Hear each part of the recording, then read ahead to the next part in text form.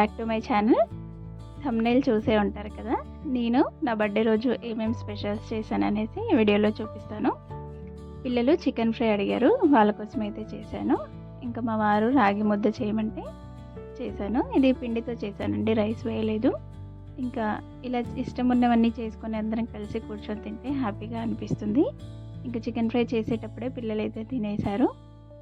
అలాగే మార్నింగ్ అయితే chicken curry చేశాను. రాగి ముద్దలోకి ఇలా గ్రేవీ లాగా ఉంటే బాగుంటుంది. ఇది సాఫ్ట్గా రాగి ముద్ద అయితే చేశానండి. పెరుగు అలాగే పచ్చి పులుసు, వైట్ రైస్ చేశాను. ఇంకా రాగి ముద్దలోకి నెయ్యి వేసుకొని ఇలా కర్రీ వేసుకొని తింటే చాలా బాగుంటుంది. అందరం తినేసి పడుకున్నాము తొందరగానే. ఇంకా మా వాళ్ళు సర్ప్రైజింగ్గా కేక్ తీసుకొచ్చారు. టైం వచ్చేసి 12:20 అవుతుంది.